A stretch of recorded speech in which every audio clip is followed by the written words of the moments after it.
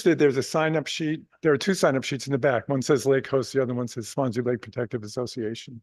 If you're interested in volunteering, if you could put down your name, phone number, and email address, Nancy Carlson, who is our point person for that, will get back to you and fill you in.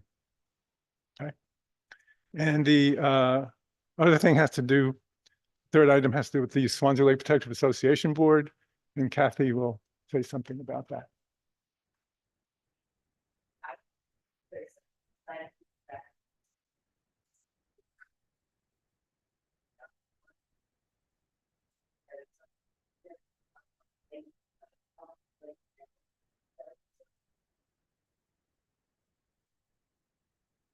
And the final item is the bylaws of the association require members to approve the officers and current board members. And so I'll tell you who the board members are and their directors. So I'm the president. Nancy Carlson is the vice president in Lake Host Point. Jana Blake is our great secretary.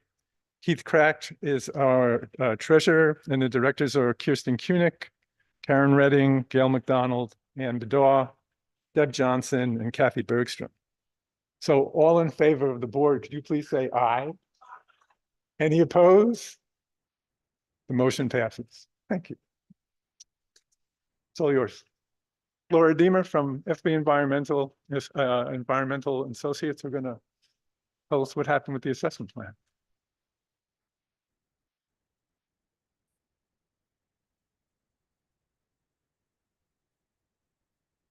Good morning. I am not Laura Deemer, but I'm going to introduce Laura after a couple of brief remarks. My name is Jason Cooper. I'm a planner at the Southwest Region Planning Commission. Thank you all for joining. It's great to see folks showing up to stay informed about the Watershed. Spider on me. I'm meeting many of you for the first time, and for many others, I'm seeing you in person for the first time. Instead of through a screen, and I'm grateful for this opportunity for us to gather together in this space.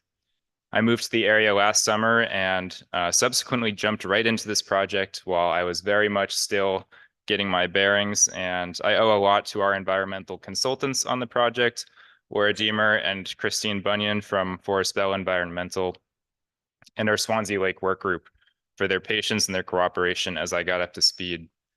Developing the Swanzey Lake watershed-based management plan has been a collaborative effort from a great many individuals, but I would be remiss not to acknowledge several collaborators that I feel went above and beyond. Laura and Christine have been fantastic partners to work with, and their subject matter expertise has resulted in the development of an excellent plan that I'm excited to share with you all. The draft is currently being reviewed by the town, and next Friday, we'll send it out to the work group and to the public for comment. Jeff Marcoux from New Hampshire Department of Environmental Services sat in on a great many work group meetings, and he was always a very helpful voice to have at the virtual table. Stefan Mehu and other staff from the town helped guide the development of the plan and offered key insight into a great number of sections. Bud Windsor, Kathy Bergstrom, and Nancy Carlson not only jointly win the attendance award for meeting participation, but they consistently asked excellent questions, which helped guide our discussion, and always with a smile to boot. And last but certainly not least, Jeff Lapid wins the MVP award of the Swanzey Lake Work Group for his exceptional drive and dedication shown to the lake and to fostering its protection for future generations. Thank you again to all. I think it's fair to say that the circumstances surrounding the development of the Swanzey Lake Watershed Management Plan were somewhat unexpected. Last July, as we are all aware, the lake suffered a serious flooding event that will likely have lasting effects for generations. This posed hurdles and questions to the development of the plan, and I want to commend Laura and Christine once again for their navigation of this added wrench. I want to additionally remind folks that this plan sets goals and benchmarks for Swanzey Lake's water quality, and it is not a flood mitigation guidebook. That being said, with effective and continued collaboration between the town, the SLPA, and property owners, implementation of projects outlined within the plan will help Swanzey Lake in its recovery from this event and will make it more resilient to future storms. This collaboration will be critical, however. SWRPC sees itself as a partner with you in these efforts, and we would look forward to working with you to source implementation funding. Before I hand things over to Laura, I want to make one more acknowledgement. Bill Stetson passed away this spring. Bill was a valued work group member and a community fixture. He gave much to Swanzey Lake and the SLPA. He served as lake host, and more importantly, he was a friend to all. I'd like to take a moment of silence to honor Bill. Thank you. Laura?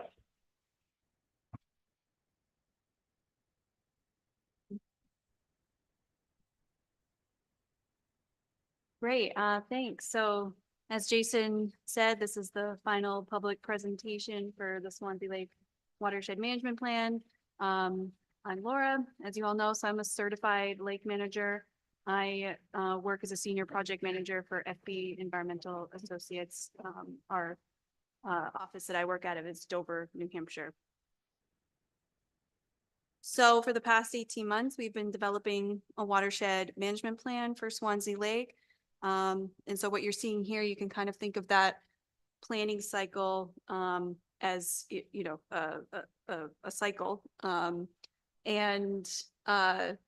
know, when we started this project, we were building public support, we were establishing the committee, we were starting to engage with stakeholders.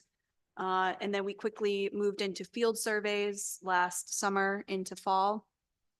And where we completed an inventory of the watershed. We ran some models, we completed a water quality analysis to try to define some of the problems and the issues that you're starting to deal with. And that effort helped to inform. Can people not hear me well? Is this any better? Thanks. A little shorter than the last two that were up here. Thank you. So yeah, we use that information to inform the water quality goal and help draft the plan that Jason just said is now in the hands of the town before it gets sent out to the work group. And once we get comments back, we'll be finalizing the plan, which is the part of the cycle that I have outlined here in yellow. Once we have the plan finalized, then that opens up the door for federal funding. So through this, the state administers the funds. There is just one particular grant that I'll highlight here that's used quite frequently, but it's Clean Water Act Section 319 funds. Those pre-proposals will be due mid-September, so in a couple months. So Jason will be coordinating with Jeff and others through the association if you want to try to get in on this grant round cycle. So yeah, all very exciting. And generally this planning cycle, we try to do on a 10-year basis. That's what we've defined the time frame for this plan, with the thought being that after 10 years, you should really start this cycle over again. You should be re-engaging stakeholders and the committee, taking a look back through the watershed, reevaluating the things that were originally identified to see how much progress you've made. And maybe there's new issues that have come up, you know, 10 years from now, and just reassessing those goals and how successful you've been. So the map that you see up here is just a general base map of Swanzey Lake that you're all familiar with. The lake itself is just over 100 acres. The watershed itself is about 8 times that size, 874 acres. You're about 55 ish feet max depth. And because of the watershed size and how much water is coming in, Swanzey Lake is flushing about 1 to 1.5 times each year. So that means the full volume of the lake is flushing out at least once a year, if not up to sometimes 1.5, depending on how much rain you're getting. And then you have 2 primary tributaries that come into Swanzey Lake. Obviously, you're familiar with that. And one of them is obviously the wetland pond complex that's dammed by beaver activity that I know in the past has caused some water quality issues with dam breaching. So that's all addressed and discussed in the watershed management plan. So just high level discussion of some of the water quality concerns that we have for Swanzey Lake.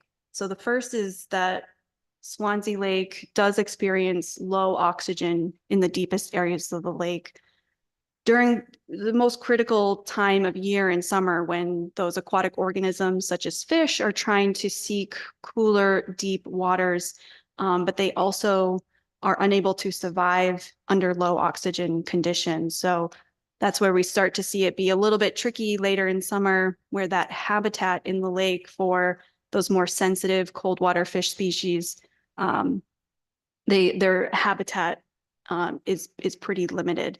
And so we want to try to avoid that, right, where their habitat is completely eliminated, where they don't have cool enough waters and enough oxygen to survive those couple critical months in the year.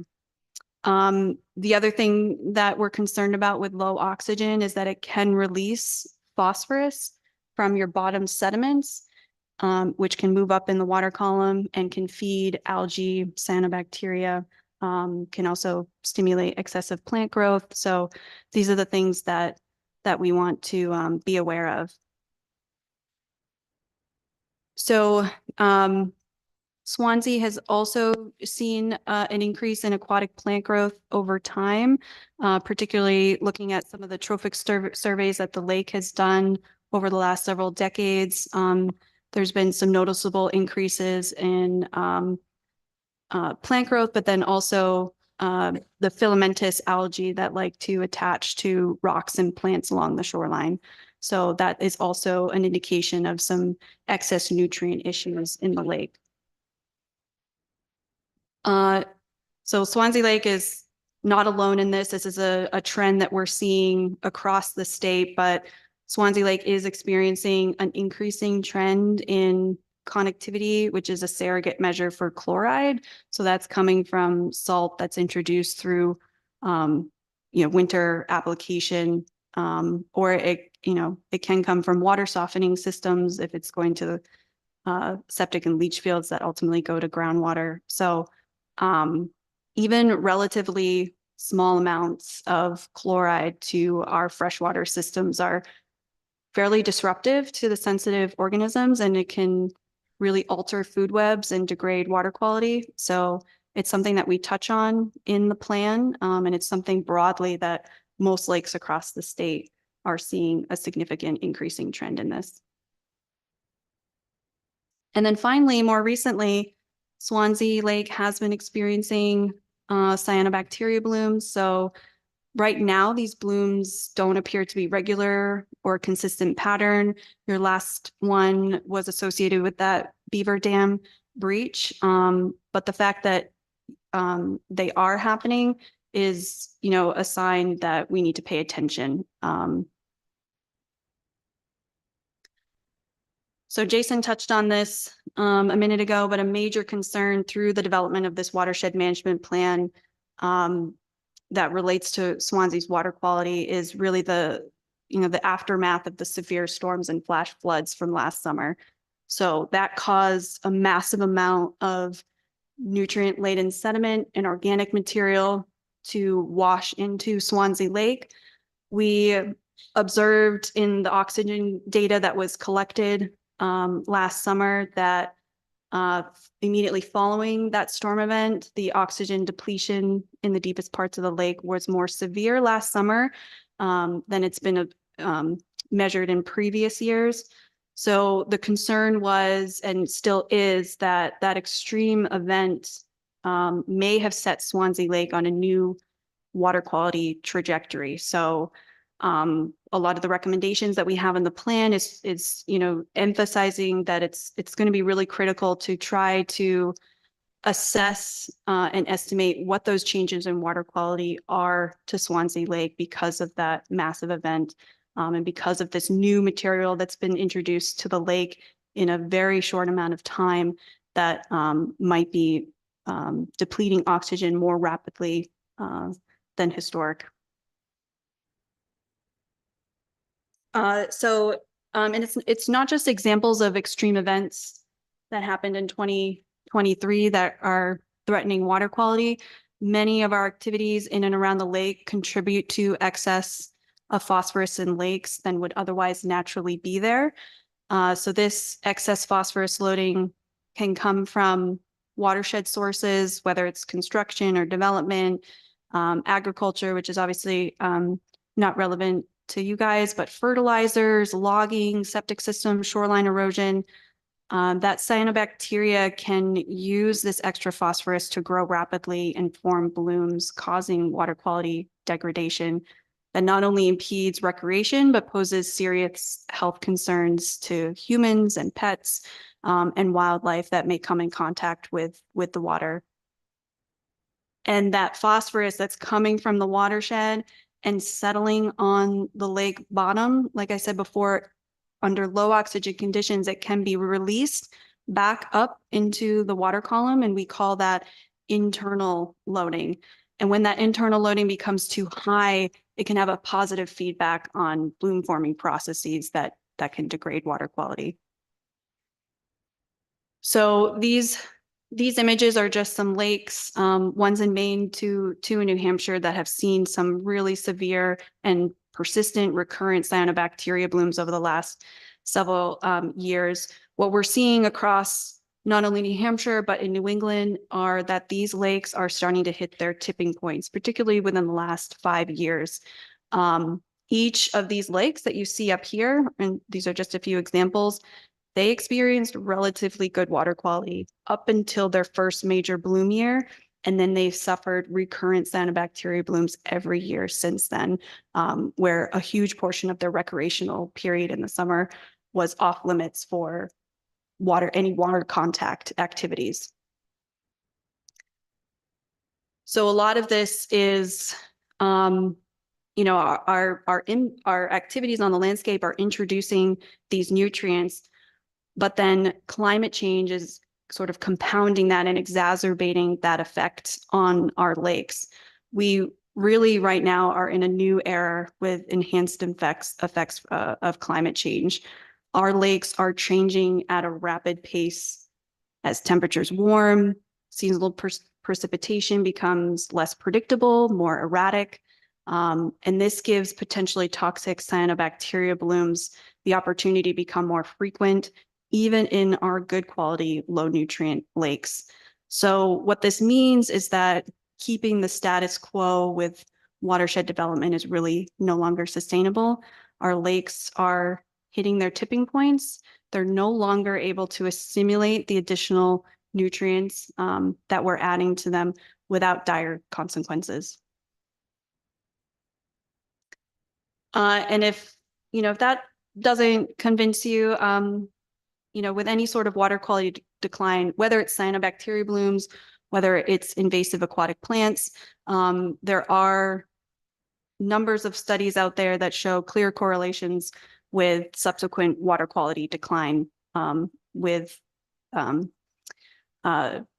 property value decline with water quality decline. So that just means less tax revenue for the town, less value for sellers, and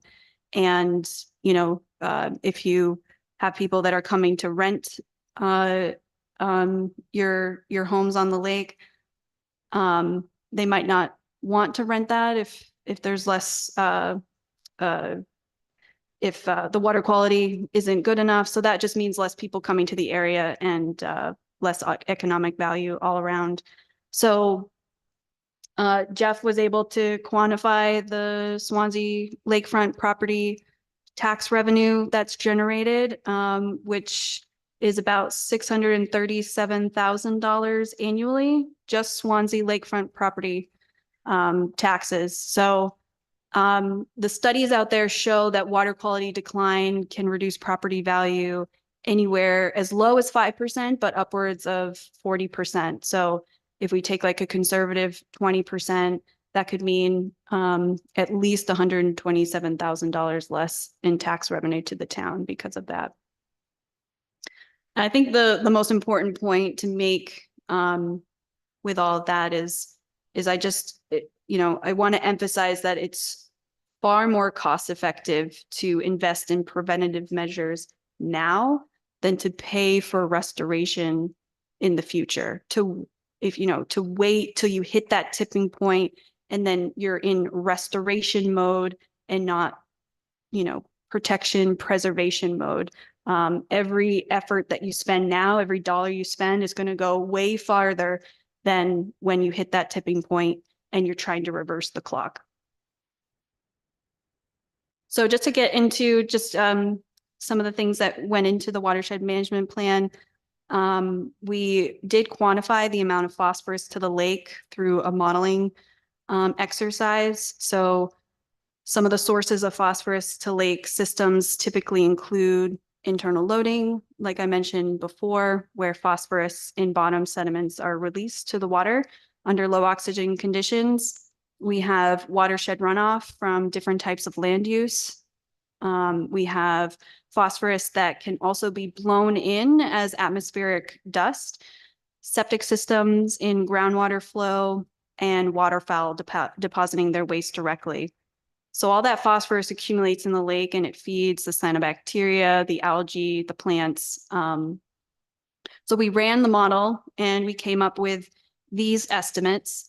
Most of the load is coming from the watershed at 56%. The second highest source is coming from internal loading at 17%, followed very closely by septic systems at 16%. And then atmospheric and waterfowl are relatively minor. So, management efforts that we're focusing on in the watershed management plan are really the watershed and shorefront development, trying to implement strategies on existing development and also think about what future development might look like and reducing the impact from that. And then also keeping in mind the internal load at 17% is something to certainly keep an eye on. And I also want to emphasize that 17% estimate largely came from data prior to last year's extreme storm event. So we've been talking with the association and the town to, think about trying to collect some more data this year or next year to reassess that value. Are you really at 17% or is that value higher now? Another thing that we did was a build out analysis. So while existing development is a significant source of phosphorus to Swanzey Lake, so is the threat of future development if it's not done in the most thoughtful way in regards to water quality. So we modeled the potential impact to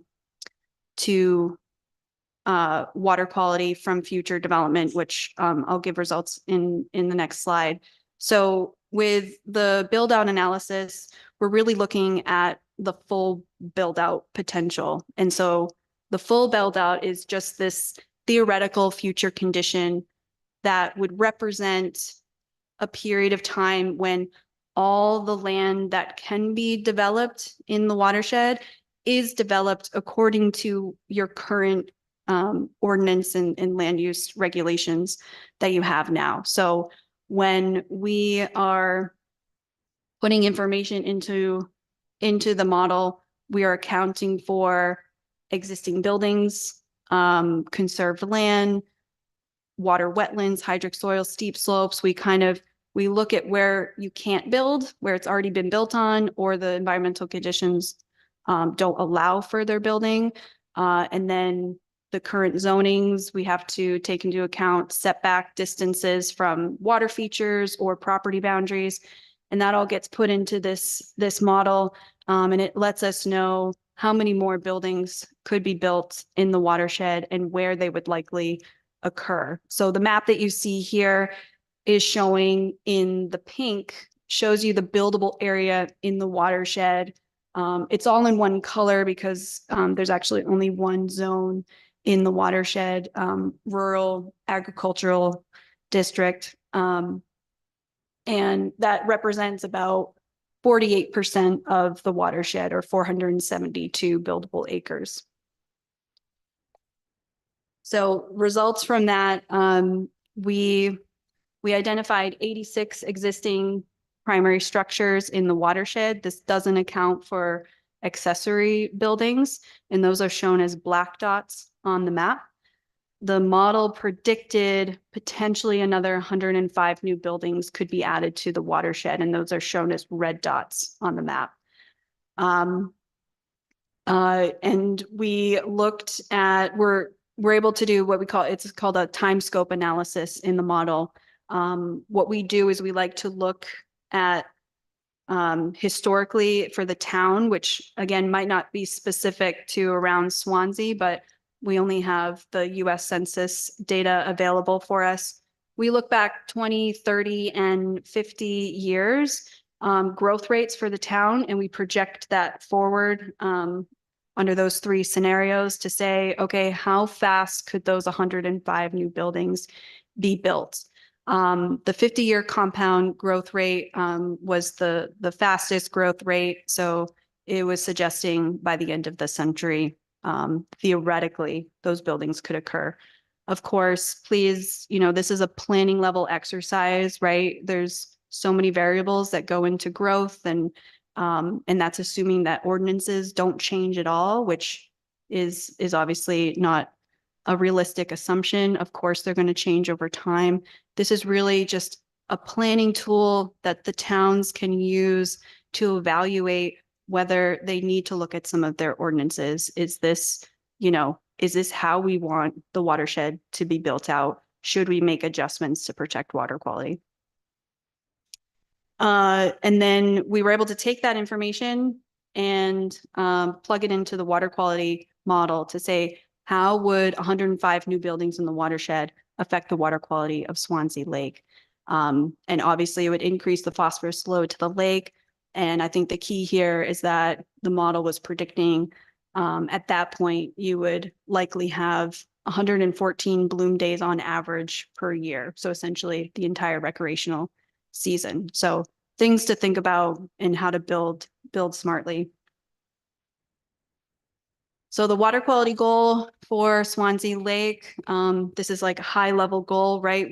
We want to be able to improve the water quality of Swanzey Lake so that it at least meets state water quality standards for the designated uses that the state applies to it. And then, at the same time, substantially reduce the likelihood of any harmful cyanobacteria blooms in the lake moving forward. So to accomplish that, we had two objectives. The first objective is really focused on the existing conditions, the existing development in the watershed. So that's reducing the phosphorus loading that is currently happening to Swanzey Lake. And we were estimating it needs to be reduced by at least 18% or 12 kilograms per year to meet a water quality condition that would meet state standards and reduce the risk of cyanobacteria blooms. At the same time, though, objective 2 is looking at future development, right? Your watershed is not static. Development might be slow or fast at certain times, but over the next 10 years, there is going to be somebody adding an addition or a new house coming in, or someone that was a seasonal cottage that then they're going to be there year round. It's not a static, it's a dynamic environment. So it's trying to also prevent or offset phosphorus loading, at least in the next 10 years until you're looking at your plan again from that future development, to at least maintain current conditions. So when we're looking at, okay, how do we achieve that goal? When we're looking at the first objective for reducing the existing phosphorus load, that's when we're looking at the watershed survey sites that we identified and some of the shoreline areas that I'll mention briefly in a minute, and septic systems as well. And then with objective 2, we're really looking at conservation efforts and ordinances and zoning changes for future development. So with the watershed survey, that was part of the field work that we did last year. When we do watershed surveys, we're trying to identify areas that are likely contributing a disproportionate amount of pollutants to surface waters. And that's because sediment can contain a mix of nutrients like phosphorus and other organic material. that can be pushed into the lake and stimulate growth. When we did the watershed survey last year, we identified 39 sites. Most of the issues were road surface erosion, ditch erosion, some block culverts, some buffer clearings, and obviously some camp and beach runoff.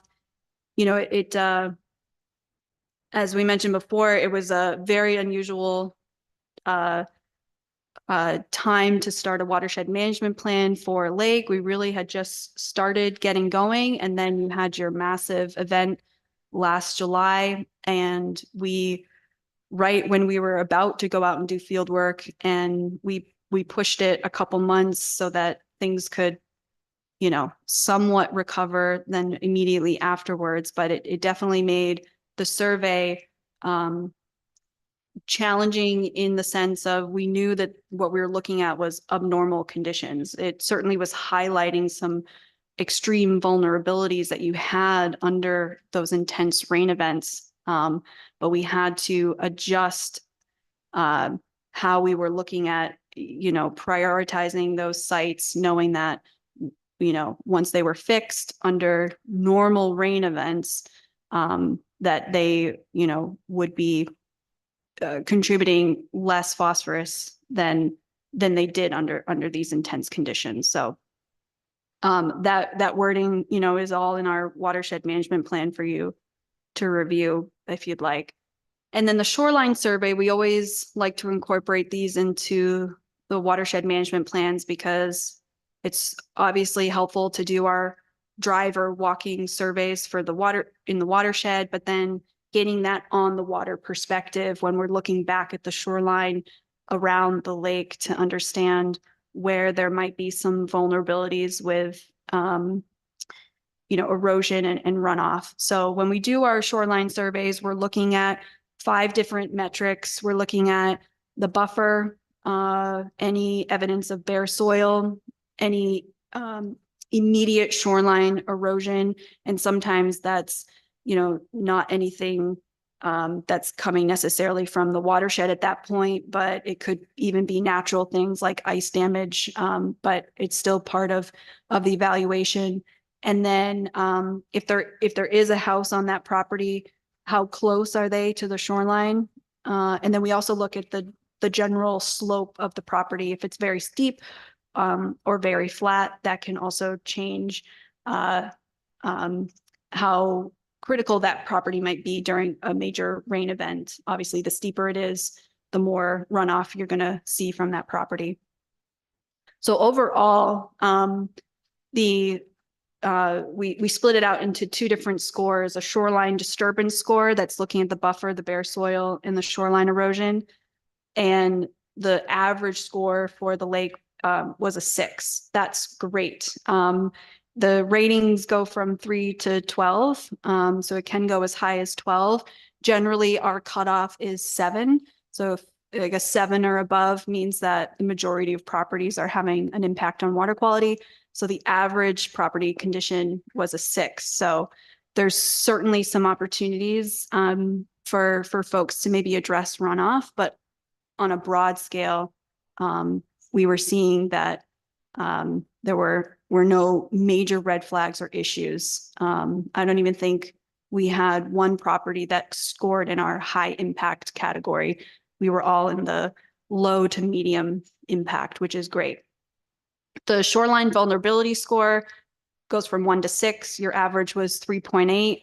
4 is usually our cutoff. So you're kind of right at that tipping point, but that's based on homes that are close to the shoreline and the slope of the property. So generally you have steeper areas, right? So that ramped up the cost or the score.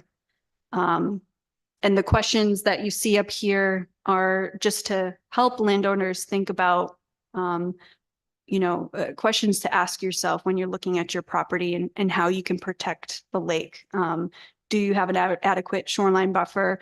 Are you fertilizing your lawn? You know, how many trees do you have? Do you live on a steep hill? Do you have a beach? How close is your house to the water? Do you use salt at all? Just some questions to ask yourself, and maybe there's some opportunities for you to make some adjustments and help protect the water quality.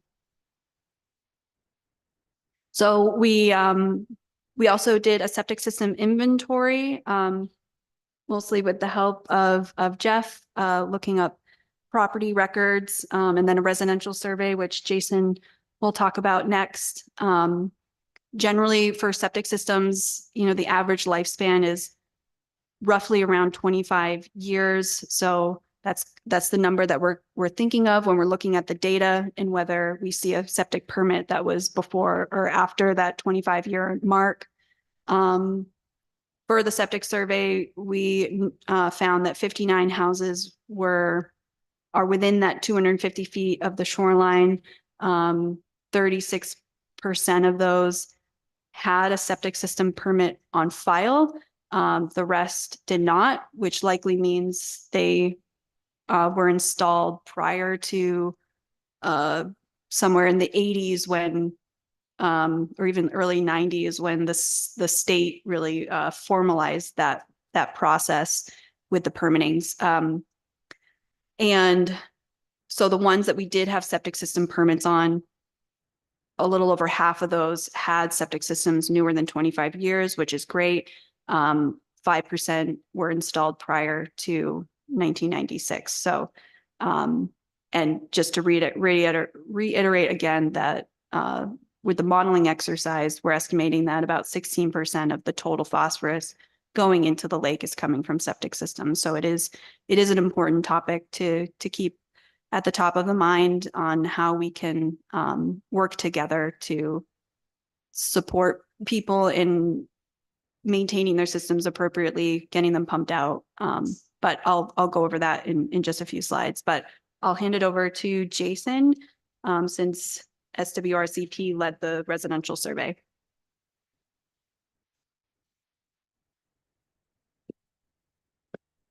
Great. Yes. So SWRPC last summer developed the residential survey for three kind of primary reasons.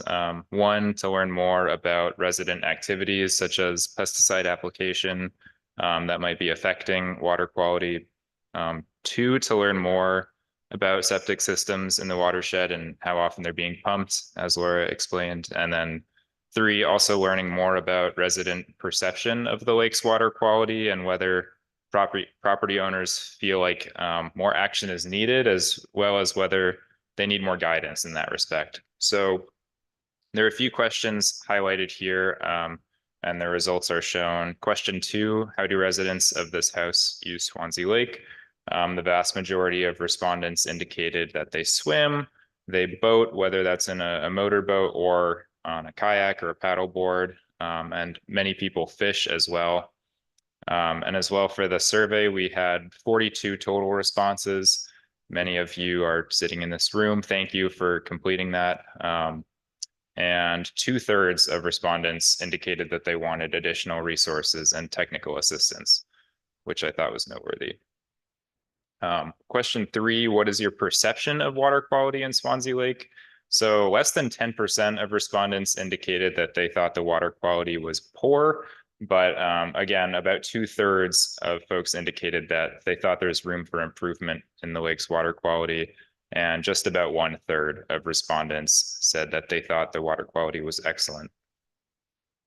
As far as the septic, kind of the septics questions, question 10, how old is the system? Or I guess this relates to more than just septics, but 90% of respondents indicated that they have septic systems. 10% said they have holding tanks, and thankfully 85% of respondents indicated that their systems have been pumped within the last 5 years. And again, most of these systems are within 40 years old, but about 10% might be older than 40 years. And question 11, again, how often is your system pumped out? Almost everybody is saying that within 5 years, they're getting their systems pumped. Again, kind of going back to the property owner behavior, question 14 was asking what kind of treatments you use on your property. So about 50% of respondents indicated that they don't use any kind of fertilizer, nuisance weed control, insect control. but a good portion of respondents said that they do use some kind of pest control. That's a little less than 40% indicated that they do. And then about 15% and 10% respectively shared that they use either fertilizer or some other kind of weed control. And very few respondents indicated that they use road salt on their property. Back to you, Laura.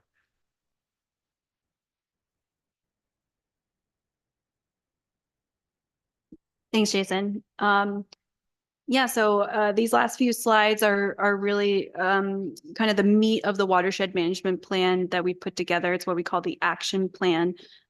We have these 6 major categories that we like to group the action plan in. And so I'm going to go just make some quick high-level examples that will be in the plan for each of these categories. So with water quality monitoring, I think the biggest thing is, trying to maybe rally some more volunteers to assist with that baseline monitoring and maybe expanding that effort for Swanzey Lake and the tributary monitoring. And again, just trying to emphasize that I think that at least 1 year of a little bit more of a robust sample collection is going to be important to reassess that internal phosphorus load because of the extreme weather you saw last year and trying to assess how that's really impacted the lake so we can make some better management decisions for Swanzey Lake moving forward. Next up, watershed and shorefront BMPs. Like the modeling showed, most of the phosphorus load is coming from development in the watershed. So, and a lot of that comes down to the individual landowner, which, arguably have the most power to make change and a positive impact on the water quality. And there's so many actions that property owners can take to minimize stormwater and erosion impact to water quality.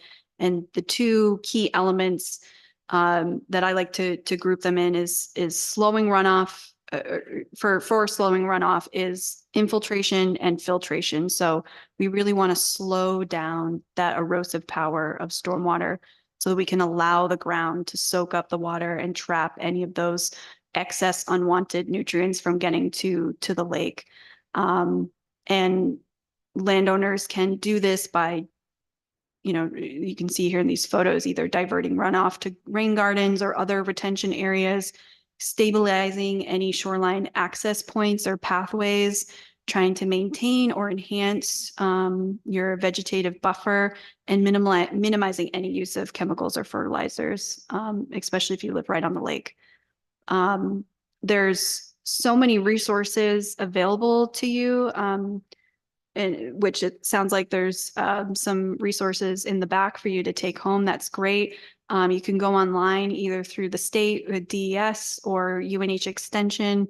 They have wonderful resources to walk you through simple things that you can do.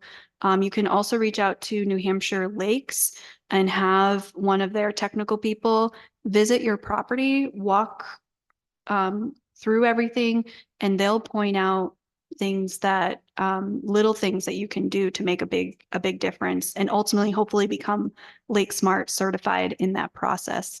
So highly encourage folks to do that if you haven't already. With septic systems, again, which we've already touched on, but it's so important to regularly maintain your septic system, get it pumped out very regularly, at least 1 to 3 years, somewhere in there, depending on how much you're using the system, and get it inspected on a regular basis as well, maybe every 3 to 5 years. And I just want to emphasize too that the person who's pumping your system out and the person that would be inspecting it are 2 different people. So I know sometimes it seems like your septic pump out person is inspecting your system, and generally they are, but they're only looking at your septic tank. And they're only looking at it for like major clogging issues.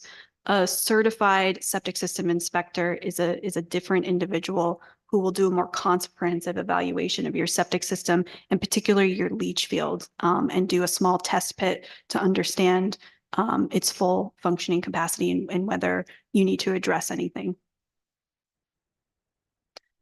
with road maintenance and training, that's a major one too, and that's for private landowners and also the town, you know, depending on the ownership of those roads. So it's really understanding what those best practices are and implementing them, trying to control stormwater runoff and erosion from those roads, and making sure to minimize any salting or sanding as much as possible.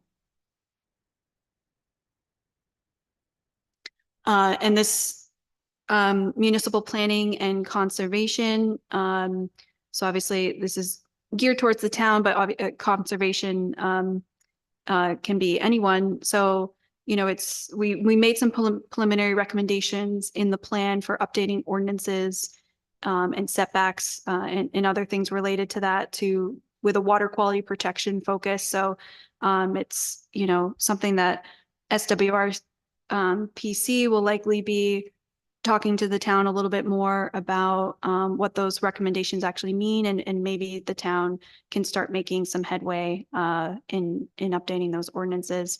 And then obviously land conservation is the biggest thing you can do to protect the lake long term. If there's a chunk of land, especially a high value habitat, or an area that maybe has a high development potential, but it's completely forested now, getting those parcels under conservation long term is your biggest bang for the buck with protecting water quality for your lake. And then this is my last slide. Education and outreach is huge, right? I mean, this is part of what we're all doing here today, bringing that awareness and education to as many people as possible.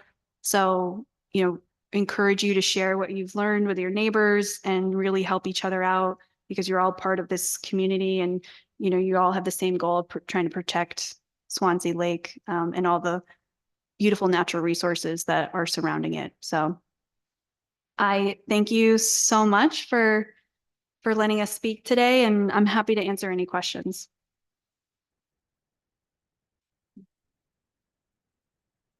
Yep. Yeah. Yeah, so the beaver ponds, they obviously dam water and slow water. So that means nutrients and other types of things can settle out behind them. And so like what we saw with the beaver dam breach a few years ago was that it did send a pulse of nutrients to the lake that spurred a relatively short-lived cyanobacteria bloom. So it is something to think about. And I think that the biggest thing would be just to, and we have these recommendations in the plan. We have a section on beaver dams, but it's really trying to protect it so that you don't have a major breach like that down the road. You know, small, you know, minor, you know, phosphorus loads from there are fine. And obviously it's a natural feature. It's just, it tends to concentrate over time. So when it's let loose with a breach, that's where you can get some issues. So, so we provided some recommendations in the plan for that.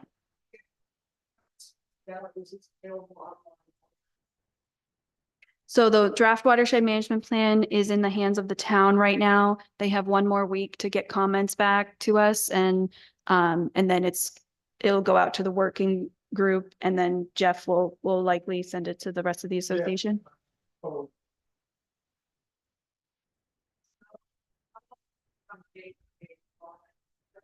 Great, yeah. So we welcome any comments that you all have, and I think we're giving them maybe a 30-day comment period.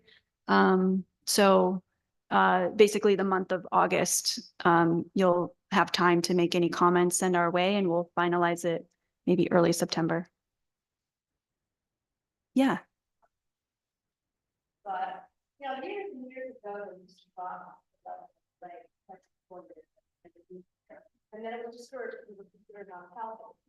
And I was just thinking, we have all this extra sediment down there, and the lake is lower, is there a way to reduce some of that extra sediment that's harboring the plants that we really don't want down there, you know, the additional ones that have contributed to storm all that contribute to it, or you really just have to do other methods than that?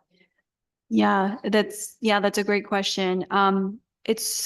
Well, first of all, obviously to do any sort of dredging work, even minor, you have to get a permit and it's a major deal. But then on an ecological side, it's not great either. So I know that this was a lot of new material, right? An extreme event that went into the lake. So it seems unnatural, right? But it is there now. And now you've got the ecosystem that's trying to adapt to it, right? And so now going in, you're just redisturbing the system. And so when you're going in and you're scooping out that excess material, you're going to be stirring up things again. You're going to be making the water turbid again, even if it's temporarily, and reintroducing nutrients that you're obviously trying to get rid of by dredging. So it is a tricky balance. So the thought is like, let it be, right? And then we can look at some management actions. Dredging is a management action in some cases. I really haven't seen it in New Hampshire lakes. And it's not something that I go to right away. And it also depends on the size of the water body. And I think Swanzey would kind of be borderline, maybe too big for an operation like that. So. Yeah. I thought you said that you studied a few different projects on the lake for their water. Did you contact the owners and you did that, and did you get the results for them?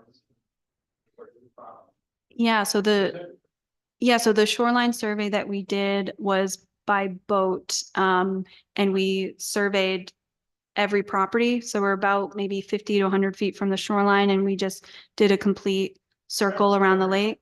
Yeah, everybody got this, obviously it's a quantitative score, but it's really based on qualitative assessment by the surveyor. So all that data is available. And the map will be in the plan. If you want to see your individual property, I'm sure that you can reach out to the association. I know that's been a discussion with the working group in the past. I think it can be really helpful information. But we also want to be sensitive to people's privacy. So it's not something that we disseminate on a map lot number basis so everyone can see everyone's score.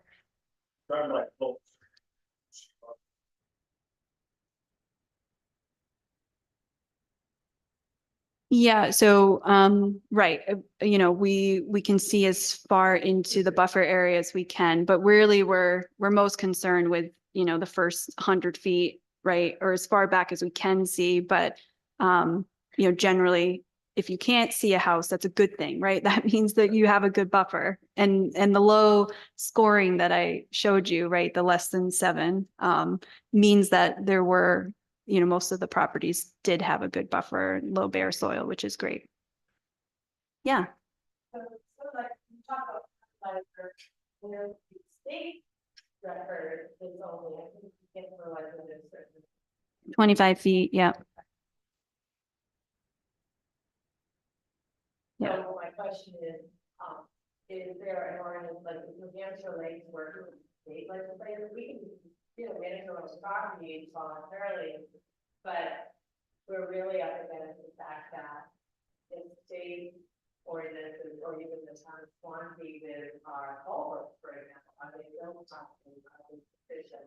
So it's like there's a lot of things that we don't have control over. And so as part of something like this, I'm sure you're doing this all over the state and all of them, but I think they are naturally maintaining them statements like company up some of the protect the water.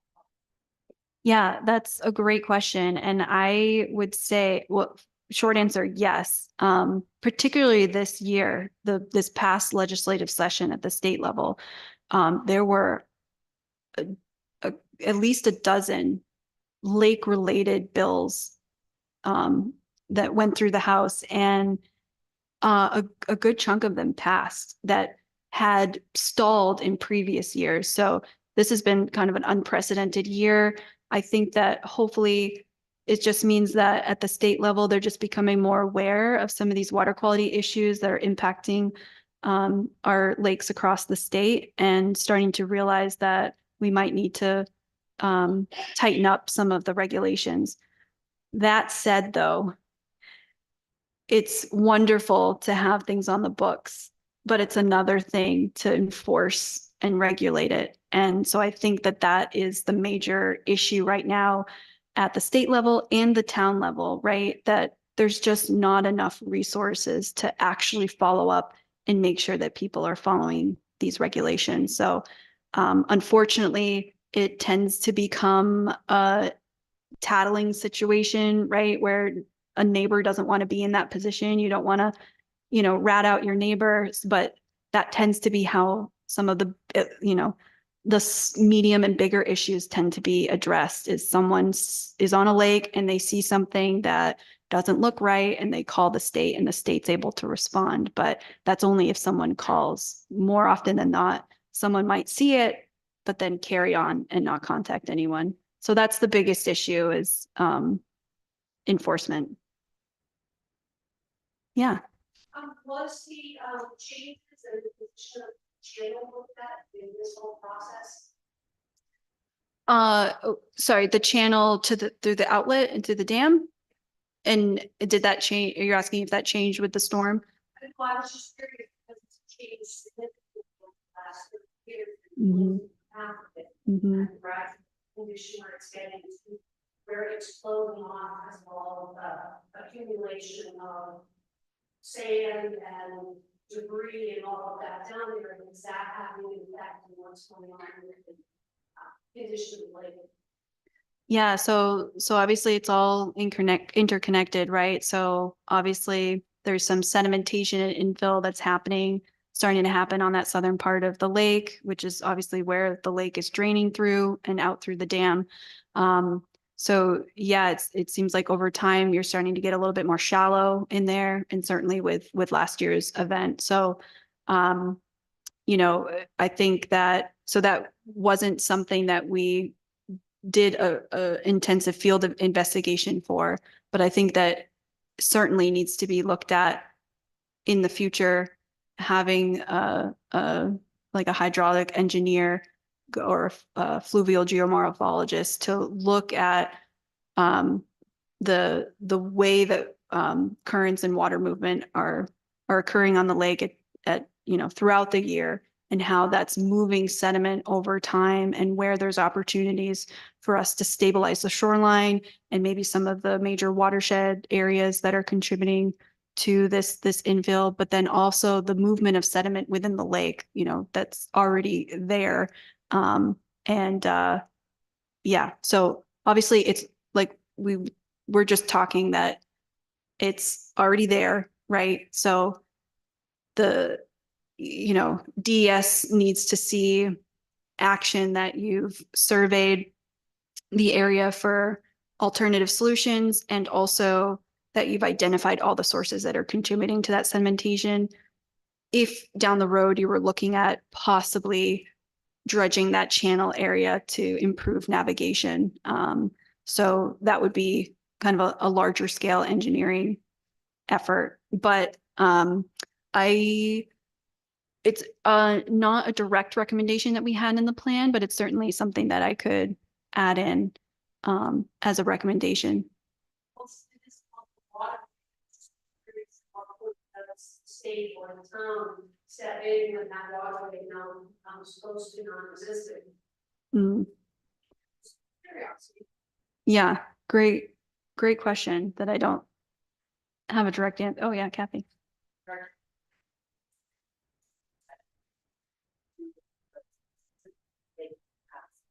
One phosphorus that has people sell have sign that is water safe. It's not but it comes themselves. And the other is very septic systems that were house as water house on property being sold. Septic system has to be developed. And if it's failing, the thing has to be repaired, replaced on a daily basis at the expense. So that doesn't affect homes that aren't changing yet, but it's a step in the direction. Yeah. Yeah. Thank you, Kathy. That's great. Yeah. You mentioned, in one of the slides, the lake, changes every 1.5 times a year. Yeah. It flushes out. Yep. Is that above average, below average? Yeah, I would say that's probably about average. Yeah. Like for instance, especially like any river impoundments that are lakes, they're flushing multiple times a year, some of them even on a daily basis, obviously depending on their size. And then you have, it just depends on the watershed size compared to the volume of your lake, right? And how much it's actually pushing water out and flushing out. So some of your ones that have huge watersheds relative to their lake size, obviously they're flushing out more quickly. And then the smaller watersheds compared to lake area, it's just there's not enough water to push what's already in there. So then you're talking maybe every 2 years, it gets flushed out. I think I worked on a lake that flushed every 5 years, which is a very long time. So in lake ecology. Yeah.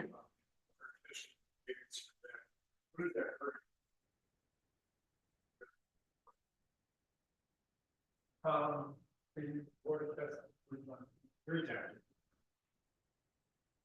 Yes. As far as, water, so, static or, water, or the surface level that puts it volume through. Yeah, that's a great question. So most of our lakes, including Swanzey Lake, is what we call a dimictic lake. Di meaning two and mictic meaning mixing. So it mixes twice a year. So it's not mixing in the summertime. So in the summertime, you've got obviously warm air that's warming the surface of the water. And as you know, it gets colder, deeper down. Well, water physics, right? So warmer water stays on top, cooler water stays on bottom because it's denser. And when you create that temperature gradient, it takes a tremendous amount of energy to bring that cold water up and mix the lake. So what happens, as we go into the fall, the air temperatures get cooler and cooler and cooler, and that starts to cool the surface layer so that it gets closer in temperature to the bottom, to the point where most likely in November, you'll have what we call a fall turnover. So your entire lake will mix or turn over so that it mixes completely from top to bottom. And you'll see that when you do dissolved oxygen and temperature profiles. It'll go from, a squiggly, kind of S shape to just straight up and down. So the temperature at the top and the temperature at the bottom, and even the oxygen as well, will just be a straight line down because it's the same. Yeah. Mm-hmm.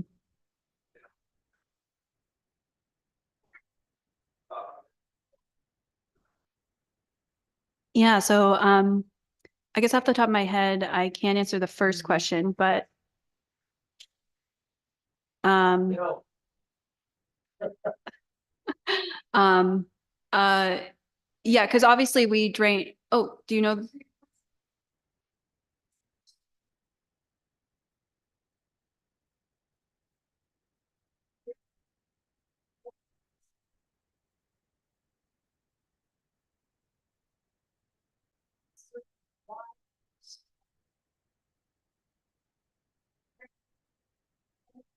Yeah. So Channel for the drop down, and it will also so that people, homeowners can have opportunities to work on the shore. Yeah. That. I was just gonna say yeah. Yeah, usually if it's on a regular basis and if there's a particular, a year where you're drawing it.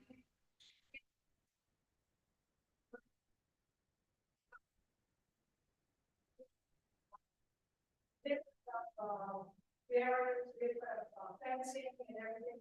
In front of the stop water baby, the low in pond drain is way low, so we have to get that stop loss out of that pond drain. Mm. And it was causing, you know, I guess it was causing erosion in the main part of the pond. That's all of your entities don't always shake hands with you. That were thoughts, other custody, yes, at their costs, and having been so long in this environment, I'm finding that not everybody has the same thing, and not everybody work together, so that's another reason why that. Mm. Yeah, yeah. So most drawdowns are to give people opportunity to do any dock fixes or what have you.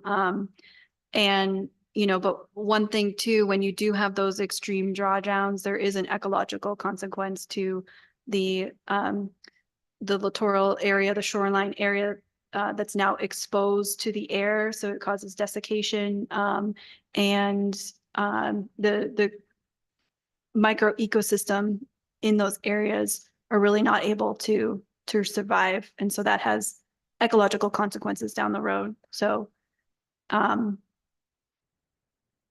yeah. Okay.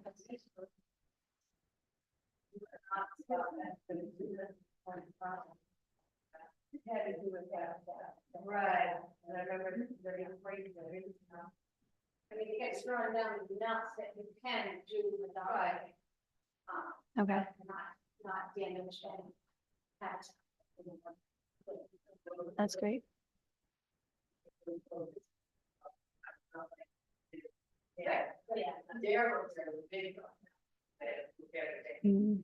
Question for you, so the neighbor of mine has a thermometer in Idaho, she told me, it when she took the temperature of the lake, it was 85 degrees.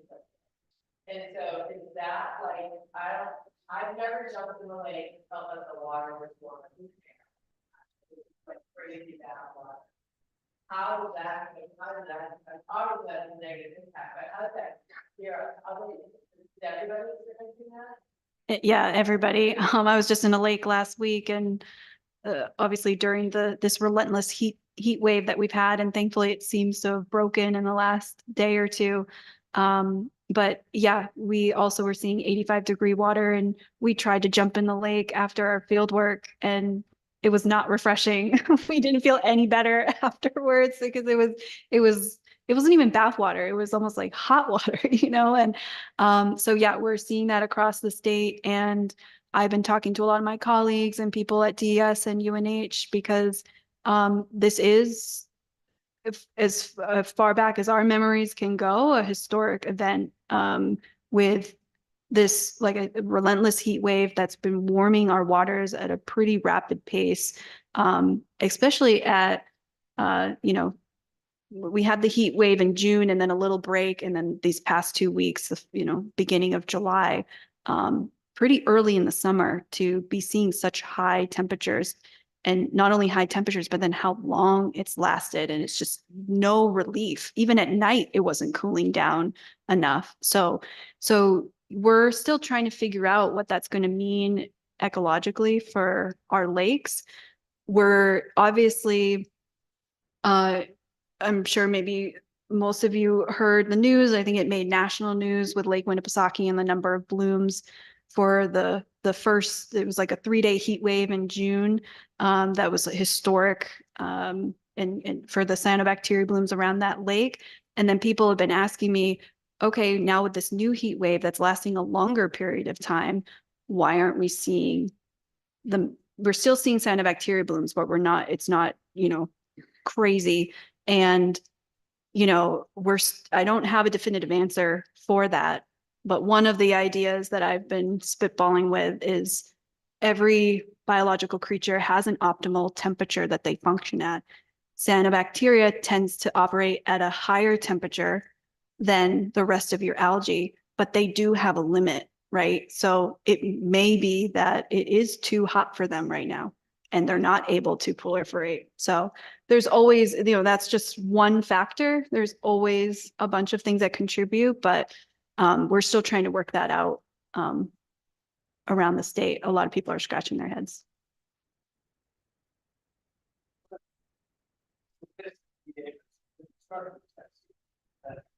Oxygen level base.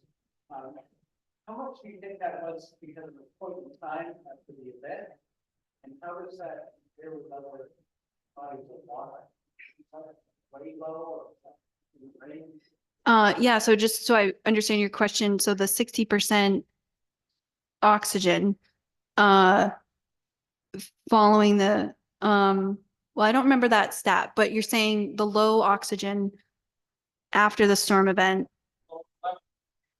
I was, yeah, sorry, I maybe, I'm not sure where the 60% is coming from, but yeah, we were seeing lower oxygen right after that storm event. And so that's just because of all that new material that entered the lake, the organic material, it drives the oxygen demand from all the critters that are in the lake that want to eat up all that organic material. And so it drives down the oxygen because they need that to start decomposing all that organic material.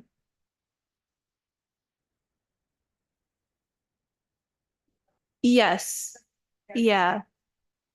Yep, we have profiles, and then obviously from previous years, it's just it can be a little bit tricky because there's seasonal patterns in oxygen as well, right? So yes, we have a before storm, but we also have to kind of adjust our interpretation, knowing that the seasonal trends and then layer the storm event on top of that.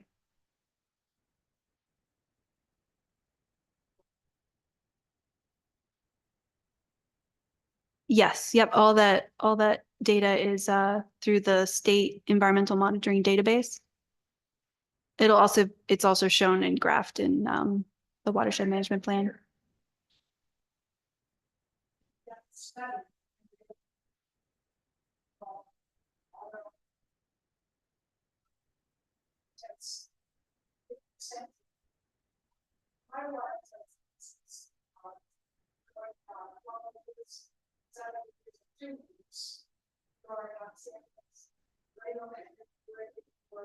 When there's a combination of 765 to 1 year,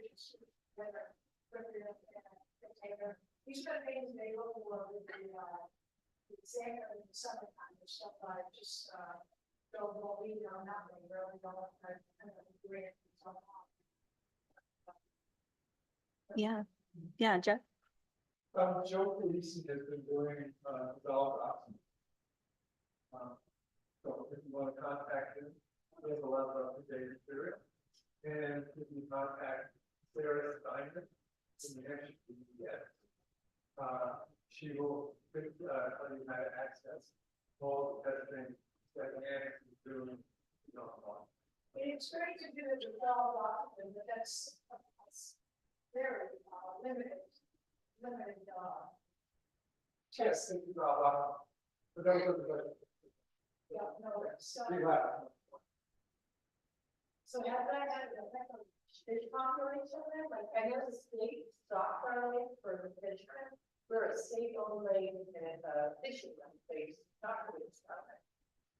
And I haven't noticed, I didn't get big view, like that, it's spawning in our yard.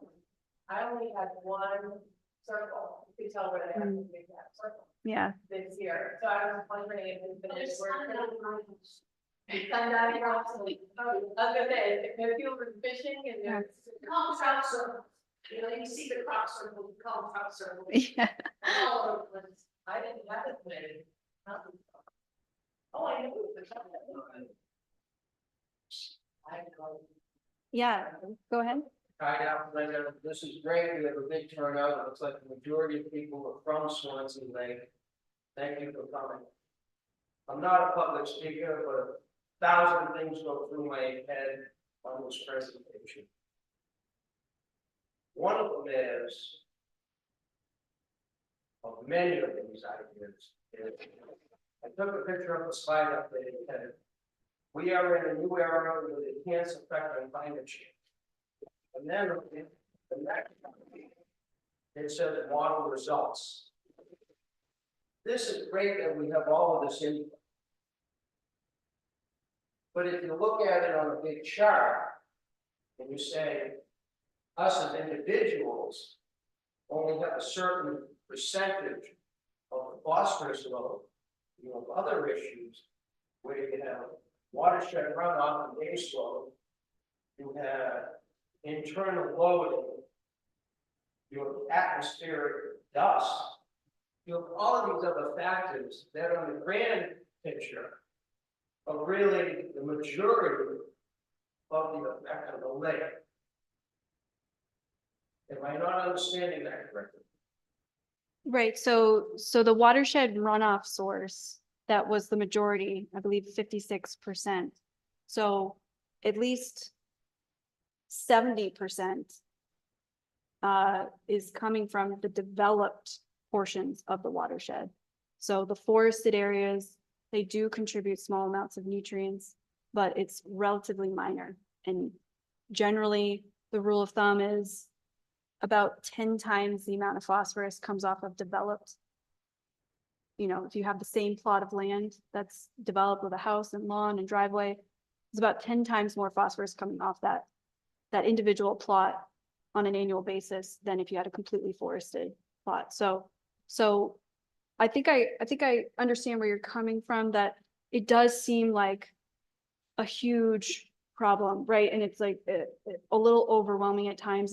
And you're right, a lot of that is out of our control, right? So the whole point of the watershed management plan is trying to focus on the things that we can control.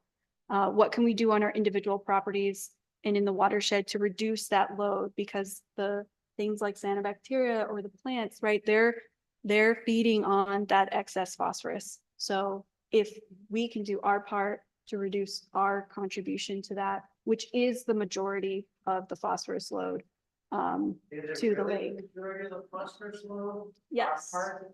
I 100% And is can say that. When you say that, is that in the watershed community? That's what I think, I'm trying to, I understand what you're saying. Right, I'm trying to look at the bigger picture, it's all great to have all these details and about, you know, fertilizer and so forth. So when you show the map, you show the lake, which is predominantly us people sitting in there. But there's 435 acres in the watershed that are beyond us people that are sitting in this room. So I think if I understand what Sky's saying, they should be part of this conversation as well, because we're being affected by that whole 435 acres that are beyond us in other parts of Swanzey, right? Is that what you're saying? That's It's not just- one example, I didn't look at it that us. way, but I'm just looking at the bigger picture. I think that watershed that we see most of that, when I think about upper right around the beaver pond, there's no development up there, that's logging, correct? Like, Yeah. So we really, looked at these maps. it's, you know, Pilgrim Pines, the campground, I think they're not represented here now, they're large stakeholders.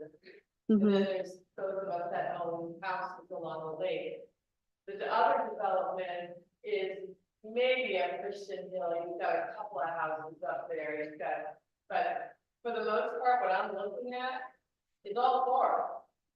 I don't know, going off to the right by the beaver, is that a road? That's a pretty road, because I don't know a road that can go to the beaver pond. That's a tributary that goes through the beaver pond, Okay. and then, yeah, the color on this And we're is a little off, but that goes off, which is right on the west east shore. That's how the hill, and that's where the development is. It's pretty undeveloped until you get up over the crest of the hill, is that correct? So that's sort of out of the watershed. So I think what I understand what you were saying, but I don't think there's a lot of people other than us right here that are developed within the watershed. I but guess. how much of what's off the, like if you take Christian Hill and all those roads beyond is being washed down in? I think that. Right, We're and trying to that's understand. a great point, but let's stop and put our thinking caps on. We sit here and we spend our resources, our dollars, when we have to upgrade something from a new septic system We go to the town, they tell us exactly what the laws are and who we have to, pretty much how those laws have to be met. And we do that as good consumers and as good stewards of the lake. But now you have a last flood like last year that comes, that's out of everybody's control. And then one of the side, the new era. What is the impact of that new era compared to what we really do in the grand scheme of it by trying to be good citizens and follow these rules? Where are the resources really going? So when you sit there and say, what is very actionable, Mhm. and not go for the low hanging fruit and spend that resource and time and money and energy for FFB and all of these other government agencies to say, can we go after this? Are you Which saying- is the bigger fish to catch.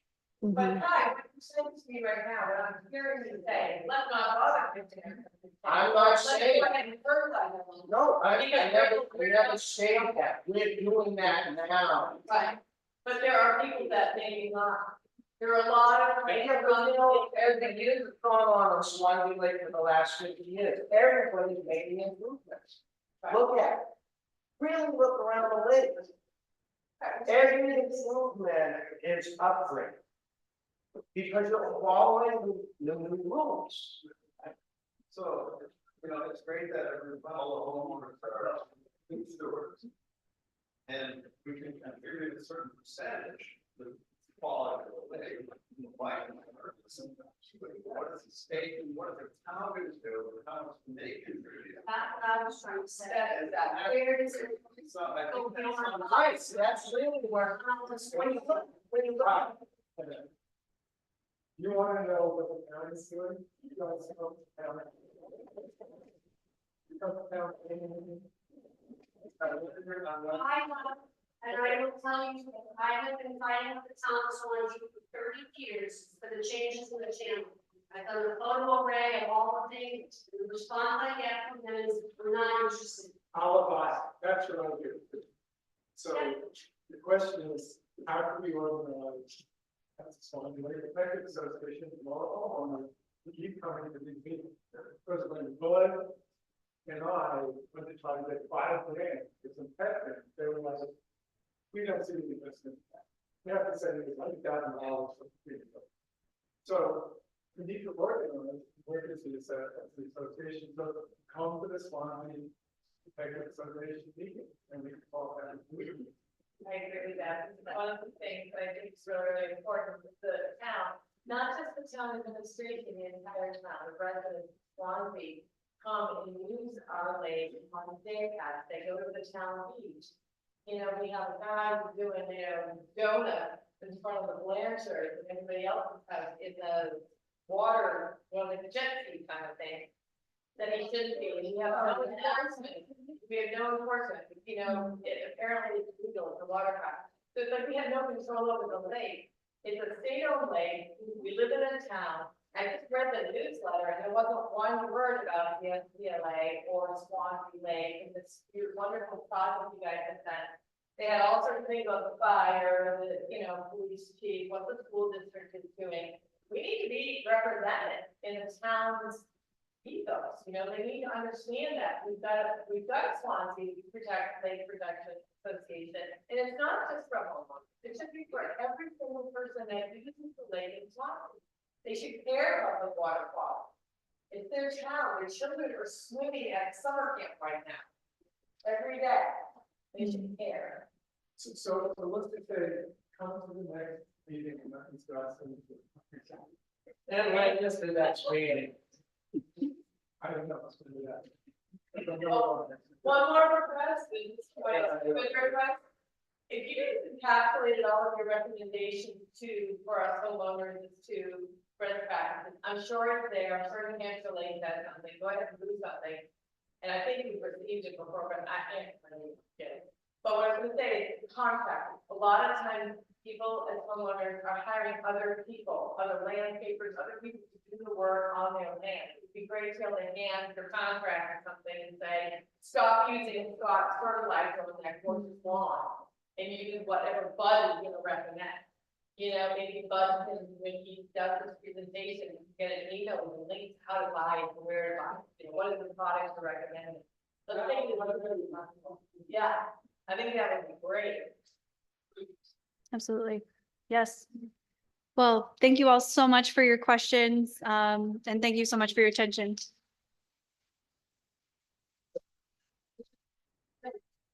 That's what I was down from, you know.